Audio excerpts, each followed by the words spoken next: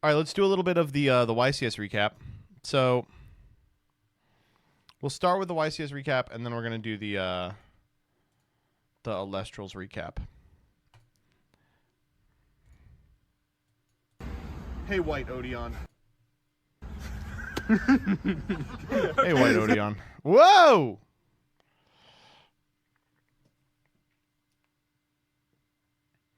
So first and foremost, let's talk a little bit about the YCS that happened last weekend. I know I'm a week late on this. I apologize. And if I took a picture with you and you didn't get the picture in time, that's a result of, firstly, me not putting this up the weekend that we all took pictures together, and secondly, me putting it up like an hour ago. I'm sorry. I'm kind of all over the place here. But as you can see, I did get some stuff here. The obnoxious Celtic Guardian white dust on. While you're on vacation in Vegas the week of a YCS and your wife says she wants a spa day, this person came by and was like, "Oh shit, you all are in Vegas? I'm not gonna play any Yu-Gi-Oh, but I'll get some shit signed." I was super happy to see all this cool stuff, including this was unbelievable. The 6x6 binder. I didn't know they made them that big.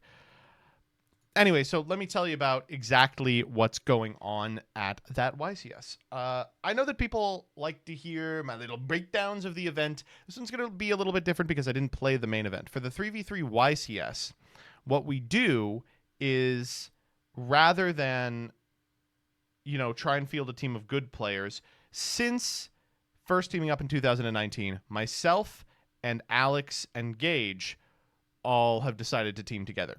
Now, in the past, 2019 and 2022, we played actual factual 3v3 YCS. But in 2023 and 2024, they have sanctioned Time Wizard. And the 3v3 has included a component called Ultimate Time Wizard. Ultimate Time Wizard 3v3 is a little different than normal Ultimate Time Wizard that you'll see at YCSs and like events. It's 3 different formats. One person plays Goat, one person plays Edison, and one person plays Tengu. And I, for the past couple of years, have been our Tengu player. Is Simo's ankle okay? No, he's in the hospital. Didn't you hear? Here, let's pause on this frame.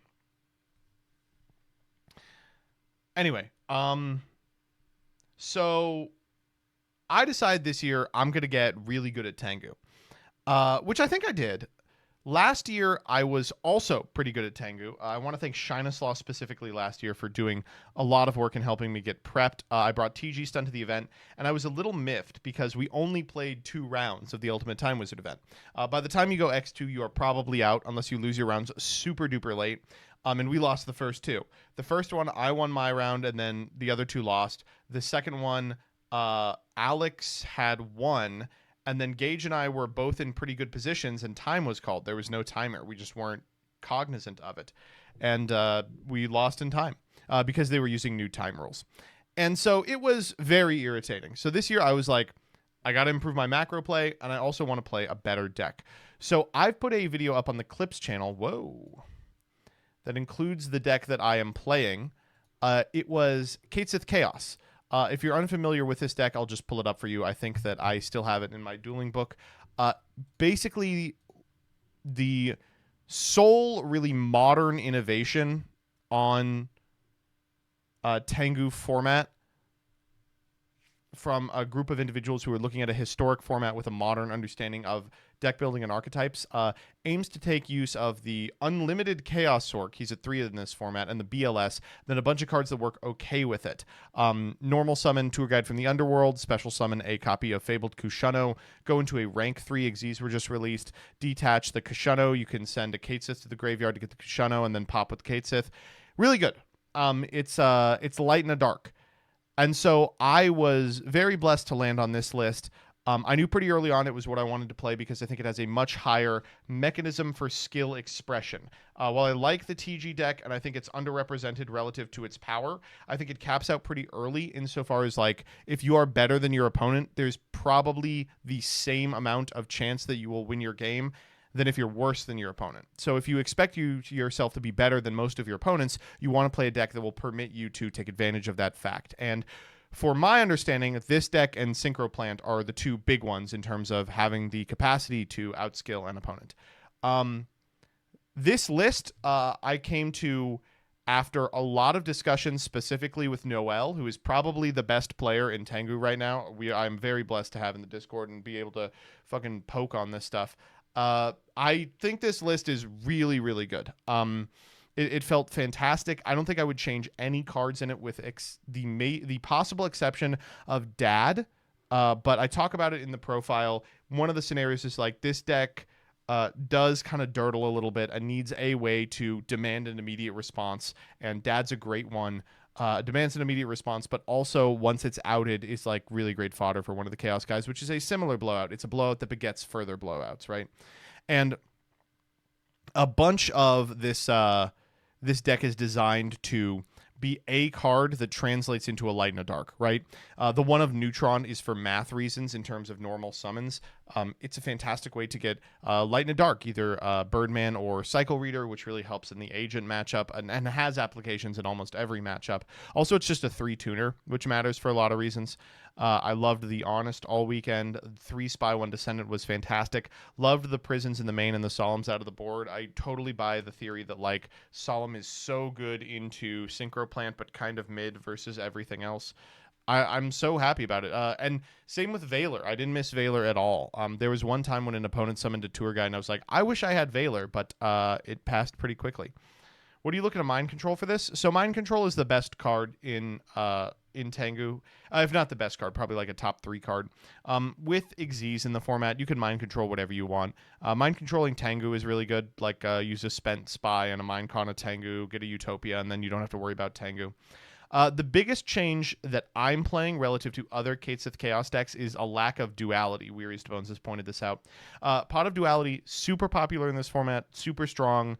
I don't love it in this deck. There are so many turns where you want to make a big push, either by performing a special summon or you have a Ryo that's uncontested. Your opponent has a Ryo that's uncontested. It's off for a number of reasons. And for that reason, I had an Upstart Goblin in its slot for a long time, which made siding trivial. Eventually, we took that out for cards that actually did things. Loved this deck all the way down to the extra, and was super happy to be playing it. However, I can't deny that people got way better at Tengu in the wake of last year's Ultimate Time Wizard. Tengu, a largely unexplored format in terms of player skill. I think probably I would say there are maybe 10 people total that are like capital G good with Tengu. Like Edison, you can play, like the best Edison player at your local is probably like a top 100 Edison player. The best Tengu player at your local could win worlds. Like there's just not a ton of people who are super dedicated to getting really good at the format. And since the last Ultimate Time Wizard that has changed pretty meaningfully, there are now people who are good at it. So I practiced this for a long time. Gage locked in pretty early with Vayu, and we're happy to have Gage on Vayu. He's really damn good at the deck. Alex decided this year, instead of playing Chaos Turbo, he wanted to play Warrior. And the thought process was he didn't really want to play Goat. And Warrior games are over really quickly. Are you one of the best, do you think? Hardly. I would consider myself good at Tengu. But there were like 10 or 12 players there that were great at Tengu. They were really good. So we roll up. I show up on Wednesday. And this is way earlier than I had expected to be there. But because of a quirk in terms of my schedule and the cost of planes, I end up going in Wednesday.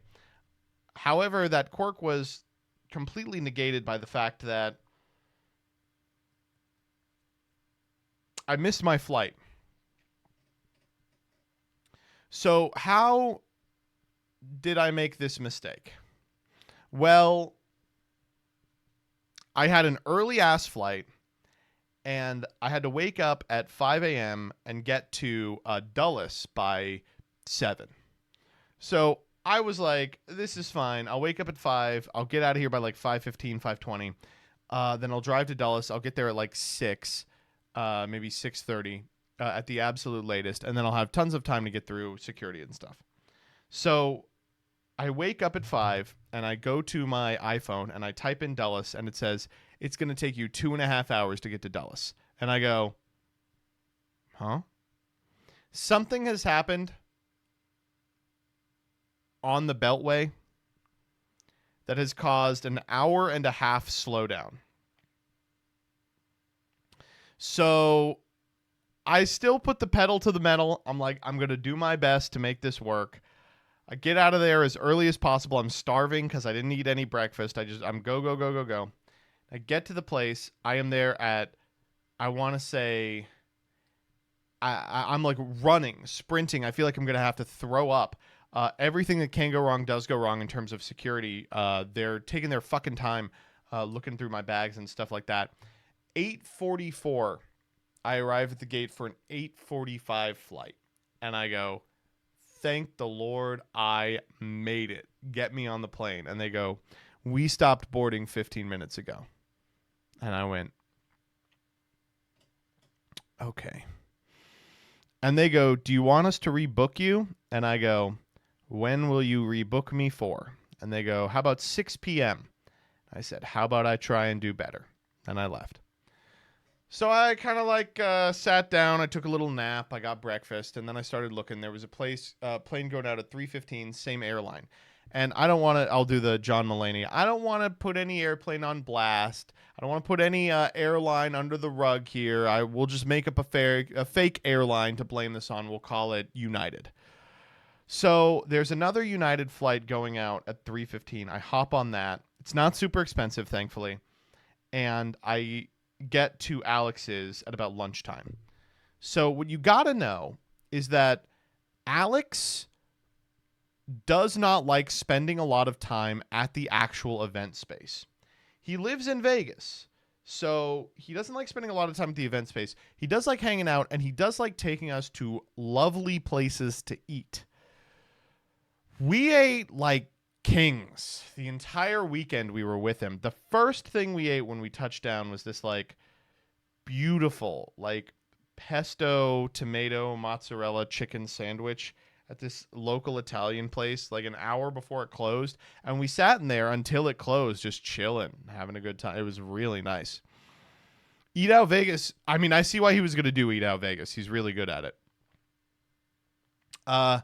So after that, we just kind of dick around the rest of the day. On Thursday, I realized we have a problem. So my deck contains a copy of this card, Gen X Neutron. I had hoped to pick up a Gen X Neutron at the event space. And suddenly I realized there is no fucking way anyone is going to have a copy of Gen X Neutron. So there would be an easy way to get this card, which is to make a Twitter post that says, hey, can someone bring a Gen X Neutron to the event space for me? But I don't want to do that because then anyone who's playing Tengu will have a pretty good understanding of what I might be playing if they hit me in Ultimate Time Wizard. So I'm like asking random Discords. I'm like, hey, anyone got a Gen X Neutron? We're going through Alex's bulk. I'm like, did you open any Hidden Arsenal Chapter 1? He's like, no. And so finally, I do get Super Insane has a copy. And Super Insane is able to get it to me. But to do so, we had to organize like a drop-off at an In-N-Out. Because everyone else was going to In-N-Out. And I was like, I can walk in and grab the card and leave, I guess. And so it was like we did a fucking drug deal for a common copy of Gen X Neutron. The other thing I was really happy about with respect to this deck is so much in this deck comes gold rare. So I was also spending the last couple of days pimping it out with like gold Wind Blasts, gold Ryos. I was able to get a 25th gold Honest and Gores. I got a Dusa Dad, a Dusa BLS, Plat Prisons, Plat MST, Plat Book, Plat Dark Hole. Really ugly ass deck. Golden Solemn Warnings, a Mago Solemn Judgment. Oh, really? Watch that video where I go over it. It's disgusting. Chaos Orc was never gold. Nope. Chaos Orc was the crown jewel of my all gold crown. Anyway, I was able to get the Chaos or the Gen X Neutron. Friday we roll up to the event space. So the Vegas event space is a little strange. It's been in a couple of different places over the years. It's in the place that I think I like more, but a different hall. And I don't know. What more can I say about the actual experience of going to the Vegas YCS and knowing there's no coverage? It's just going to be it's just happening. It's just happening. Like it was fine. It was okay. The actual physical management of it was fine. It was just disappointing that it wasn't great.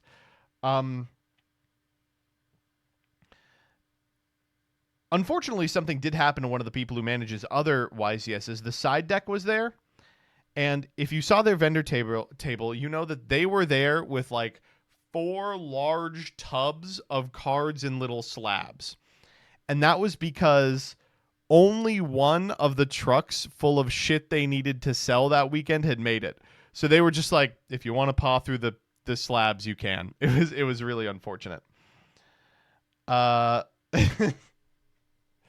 But the actual event itself was fine. We were able to have a pretty good time. People were coming up. They wanted to talk to us. A lot of people were so excited to see Alex out and about after the really miserable couple of months that life has dealt him.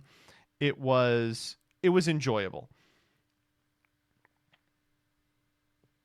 The Saturday, I gotta say, it is going to be hard for me to ever play a different format than Ultimate Time Wizard when it's available. It's just a completely different experience than playing in the main event. It's way, way, way better vibes. Everyone's like happy to be there, excited to be playing Yu-Gi-Oh! We were like laughing and fucking around with all of our opponents. Everyone had a really good time, even while losing. The games themselves could have gone better. You've probably heard me talk about this already on the video where I do the deck profile, but I play against Burn, X-Saber, Hero, Plant, and I went 5-1. I lost to the last Plant player who legitimately was just on a different level than me in terms of skill. Gage went, I think, 3-3, and Alex went 2-4.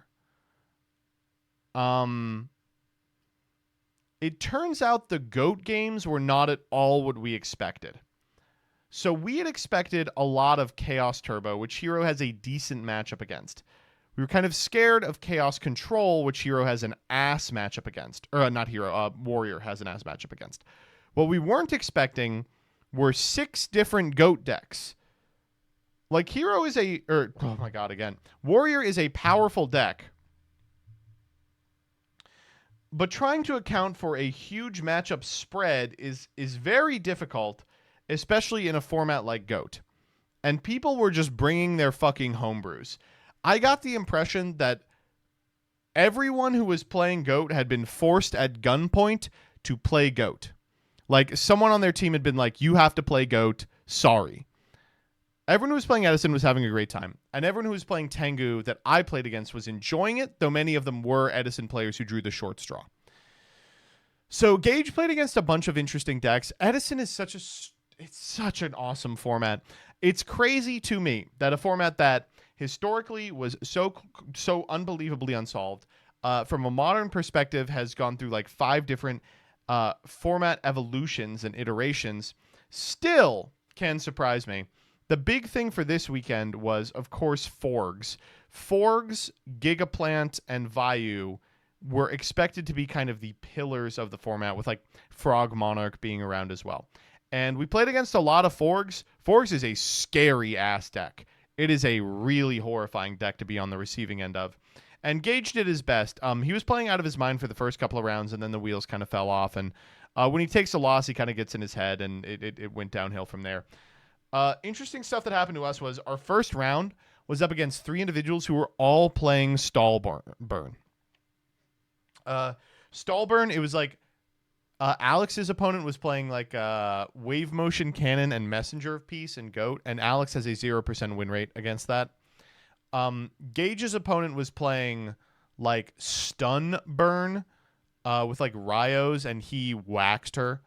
And then I was playing against Final Countdown Stall with like Hope for Escapes and shit. And I will be honest, I was like, I'm sorry, I know my deck too well.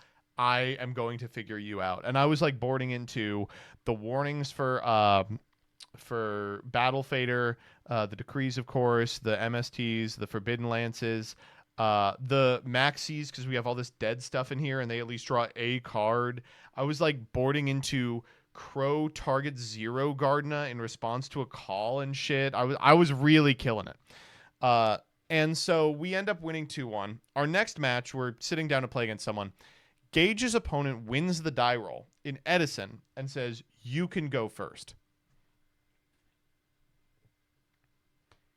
What were they doing? We were so thrown off by this, we have no idea what they're doing. So in Edison, you get the 6th card. You get like almost, there's no real functional OTK strategy. So we have no idea why they were making Gage go first. So we were like, what do we want to do? Like, what are we expecting? And then they call a repair. And like idiots, we didn't ask what they were playing. I wanted to know so bad. We called up Keegan afterwards. We were like, Keegan, is there an Edison deck that goes second? And he was like, no, why would you ever go second? Like, Dark Gaia, Montage Dragon, but you would still want to go first. I don't know, man. It was so weird. But we'll never know. After the repair, who should sit down in front of me but fucking oh god, what's his name? Oh my god, I'm drawing a blank. I know who it is. It's the Tengu YouTuber.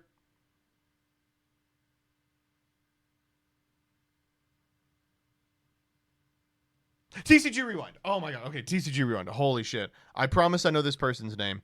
But I sat across the table from TCG Rewind, and I was like, oh, fuck, here's someone who spends all day thinking about Tengu. And then I was like, actually, this is probably good for me. Because to prepare for this event, I watched a lot of TCG Rewind's videos, and I know they were very bullish on a bunch of decks I thought were really bad. I was like, I bet they're playing jank. I bet I'm about to sit down and get rogued on. And he was, don't you got beef with him because of your Tengu criticisms? I don't know. He was very kind. I mean, we had a great time. It was a very amicable duel. And what do I know? First turn, down comes Emmer's Blade. And I'm like, okay, all right. So this was a weird situation.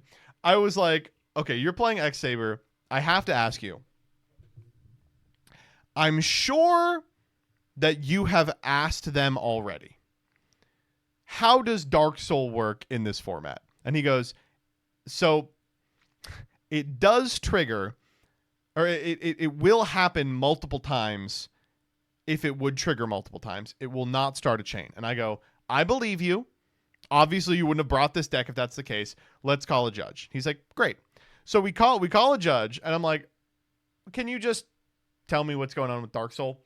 And it takes them like 20 minutes. And I'm like, surely you had to decide on Dark Soul when you announced Tengu. Surely you had to understand what was going on with Dark Soul. And so like we're chatting and I'm like, so like what the fuck? How did they not just have this posted? And TCG Rewind was like, you want to know what was going on, dog? I was planning on bringing X-Saber the whole time. Yesterday I go up and I'm like, hey, just want to get some guidance on Dark Soul, because if it doesn't work like this, I can't play this deck. It's just not good enough. And the guy was like, yeah, come back tomorrow. TCG Rewind goes, tomorrow's the event. He goes, yeah, just come back tomorrow and we'll know. He goes, okay. So I will or will not play a deck based on your answer. You're going to have it tomorrow, right? Because I'll prep 2 and I'll register the 1 if I know on time. They go, yeah.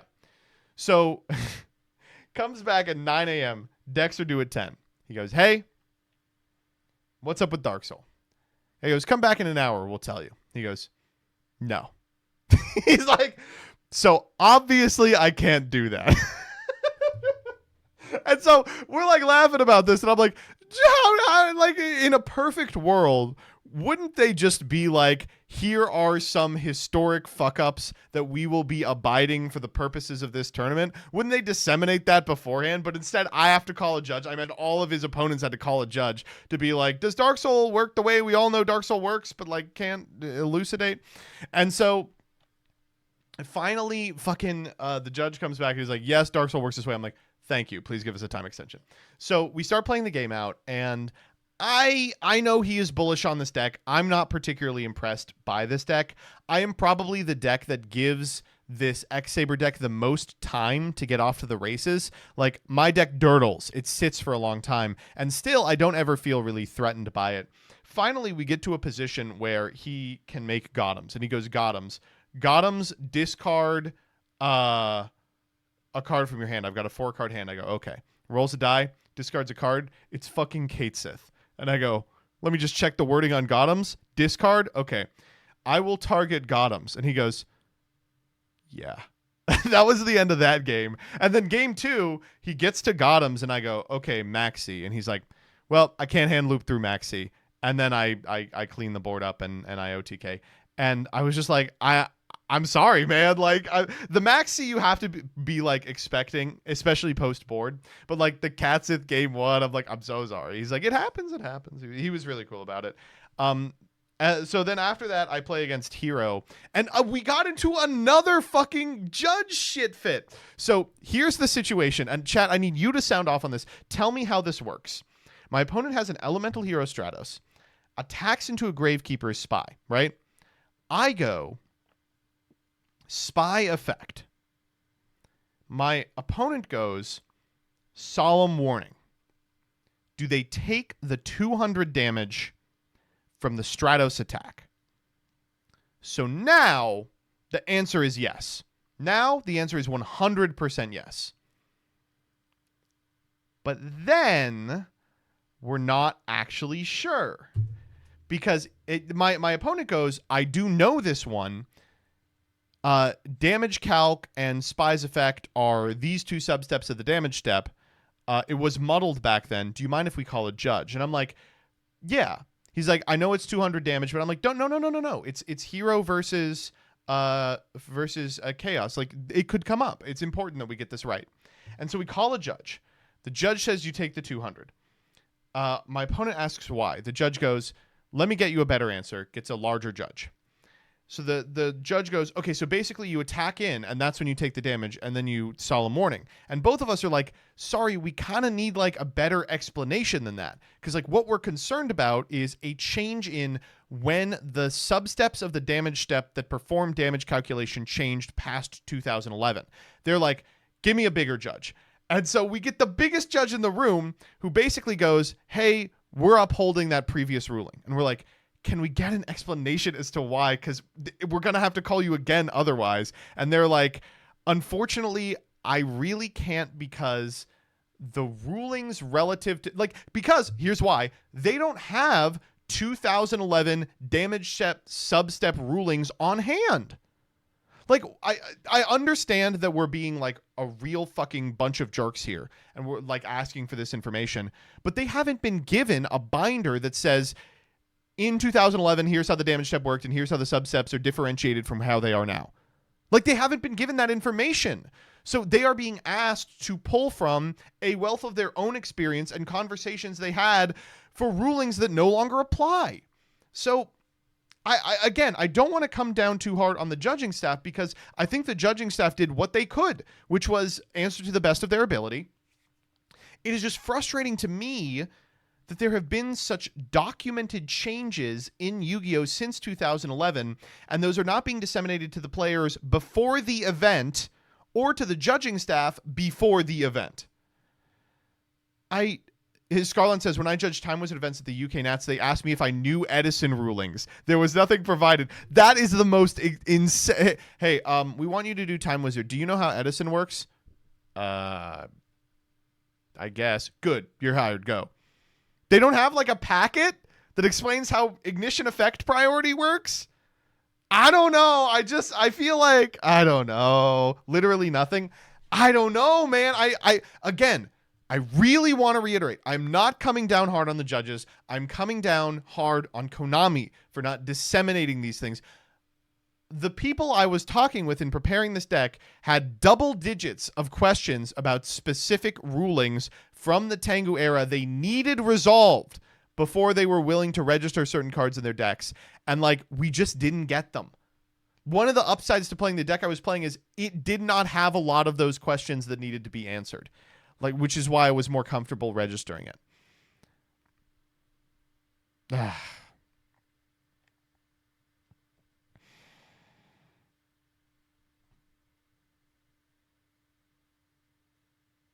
Anyway. And again, I don't want to come down on my hard on my opponent either. They also had like we had another weird judge call in there where like they were like, I'll go attack with the Utopia. And I was like, okay, Phoenix Wind, pitch Kate Sith, Phoenix Wind target a back row, Kate Sith target the Utopia. And they were like, that chain will start during battle step because of like the one chain thing. And I'm like, I don't think the one chain thing is real during this period, but I don't remember. I'm working off like half remembered information from playing as like a fucking teenager. And so we called a judge and they didn't really know either. So I don't know. It was whatever. I don't want to come down hard on the judge staff nor my opponent who was asking realistic questions about this format. Instead, I do want to come down hard on the lack of information disseminated to individuals.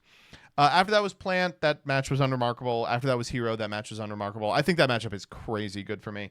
And after that was Plant, which I am convinced is like a 50-50.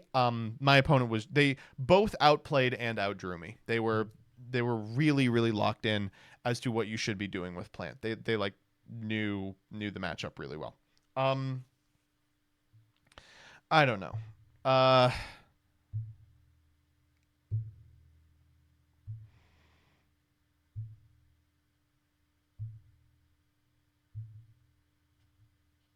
Anyway, I've talked a little bit before. I want to conclude about like Tengu. I do want to talk a little bit about. So we went 3-0 and then we lost 3 in a row, which was rough. I feel like I pulled my weight. I feel bad for Alex because he got shit on, but I don't really think it was his fault. Like we were hitting matchups we were just totally unprepared for. He lost that stall burn game. He played against like Panda Burn. We were like, really, we're losing to fucking Panda Burn? Come on.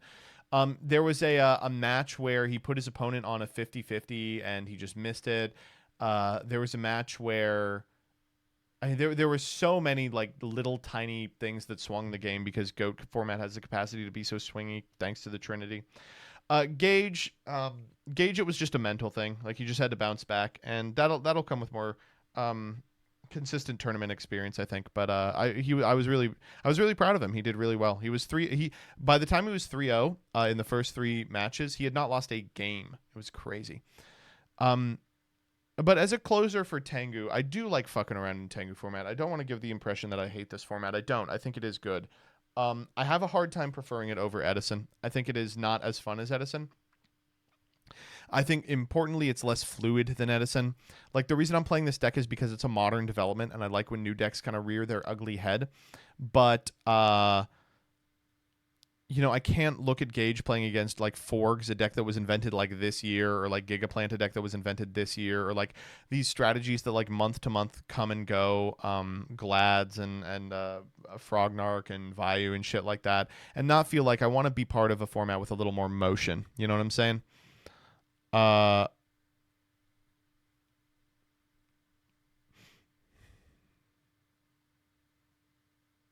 don't know.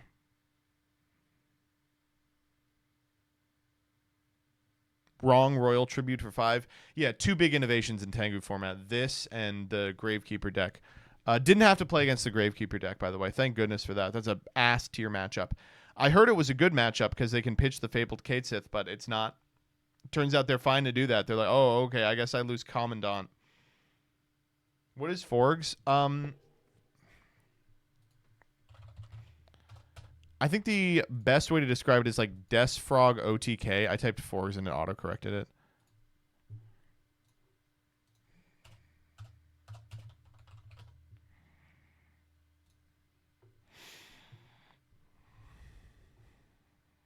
Yeah, so this is kind of what it looks like.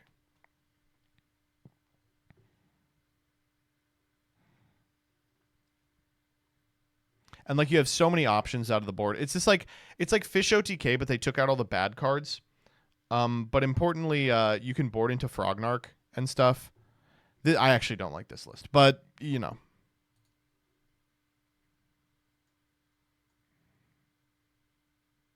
Oh, here it is. Here's the first place deck was actually Forgs. The first place deck, by the way, it was like Forgs, Plant Synchro, and fucking Stein OTK. Sub is so good. So here's all the frogs. It's the 3 blasters. This one's this is the build I like. Playing 1 of Bubble Man. How sexy is that? Avarice, Moray, Salvage, 1-for-1, Foolish, Future Fusion. Then True Nate is legal. Recklesses as well. Army Arm Colossus. You know, we've got a bunch of crazy shit in here. And then the Ryza Triple Kaius out of the board. Geki Break, Karma Cut. Sexy stuff. I mean, I like this deck so much. I think it is really, really strong.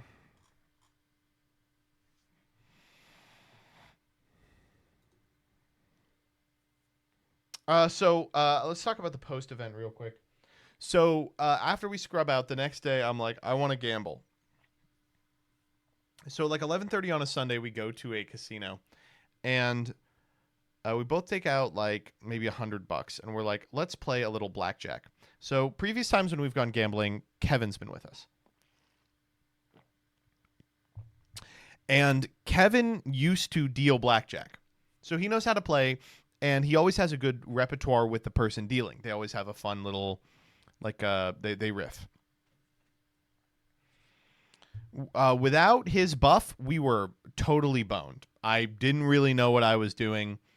I was trying to make plays that I thought were good. Alex was helping a little because he does know a little about it. But we did not do well. We didn't do great. So afterwards, one of the things about, I guess if you've never been in a casino, one of the things about being in a casino is people will come around and take drink orders, right?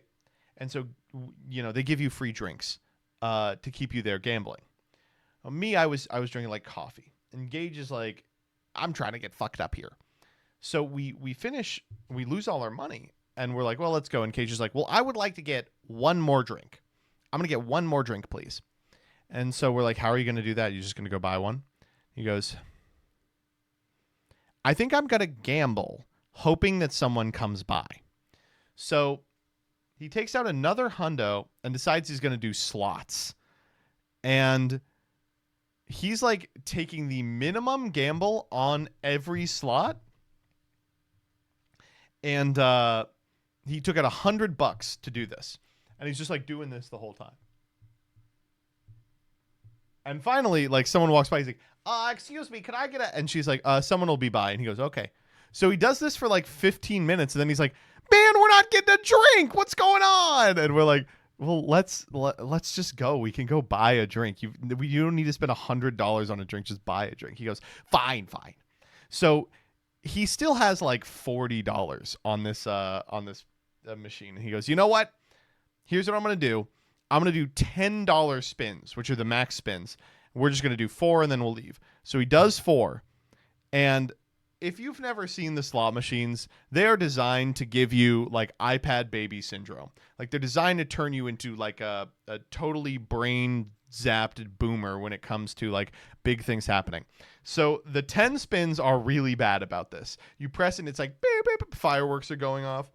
And so we're starting to figure out the rules of this machine. Each machine has like a stupid little 15 little stupid things going on that you have to kind of figure out over the course of the game. And so he keeps getting his money back on each spin. And in so doing, he fills a large pot that eventually takes him to like a bonus spin stream. So he does this. And then on the last spin, he unlocks the bonus spin. He goes to the bonus world. and he spins, and it doubles the size of the spin. It's like an RNG thing, and he wins $150. And I go, it's time to go. And he takes the money out, and he's up 50 and leaves. He lost 100 on blackjack, so he's down 50 total, but he did it. And so we used that money. We went to an arcade attached to the casino, and we played a bunch of arcade games. Another frustrating thing about arcades suck now. So many arcades are just full of these like ticket churning machines, and this one was. There was so little actual gaming to be done. If you've ever seen Simo, he is a freakish DDR player, and I wanted to see him play some DDR. But the machine that they had in there previously, they had taken out for another stupid fucking ticket churning machine. So we were like, okay, if you can't beat him, join him. We did some basketball. We threw some balls at stuff. And then we were like, okay, this one gives you tickets if you pull a lever back and then the ball goes in a specific place. So I do it and I'm like, actually, that was pretty close to the jackpot. So we find where I pulled it to and hold a finger there and just start doing that until we've min-maxed it. We use this to get multiple jackpots. And so we take that money and we go up to the front, and I get this nice little thing that says King of Jank back here. We got a bunch of little plushies. We got matching plushies. It was fun. So, then we ate a bunch of delicious food and we went home. I always like going over to Vegas because it's an opportunity mostly to hang out with my friends, with Alex, with Gage, and with all the people that I hang out with at YCS's, but Alex lives there, so it's a little different. And also kind of to talk shop. It's a great time to like catch up and talk about what we're doing on YouTube and stuff like that. And that's kind of my goal when going to a YCS in Vegas. I was happy I also got to play a significant amount of fun Yu-Gi-Oh! In Ultimate Time Wizard. Everyone I know who played the main event felt like fucking shit. So I feel like I made the right decision. And probably will play Ultimate Time Wizard as long as I can when it comes to the Vegas events.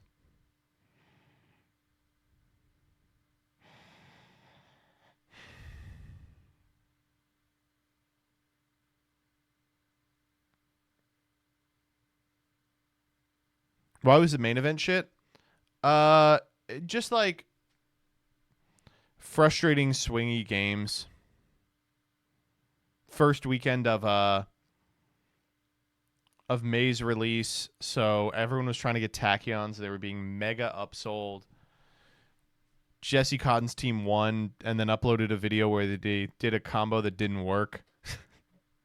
It was a rough situation all around.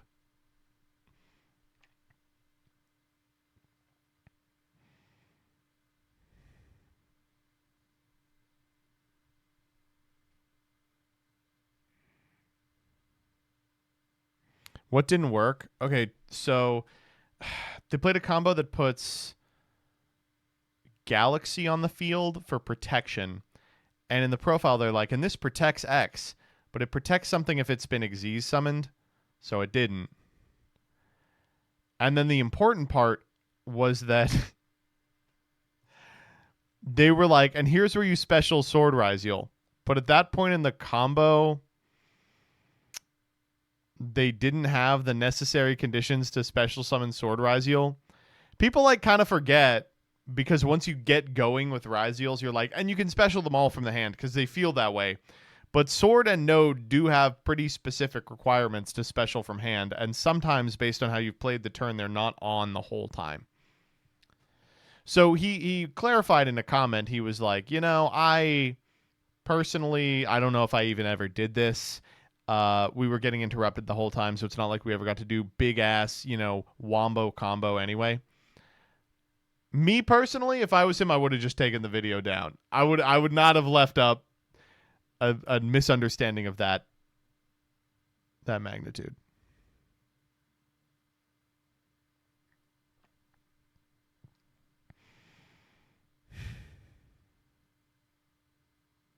Did you see him leave his prize behind? That was funny as fuck.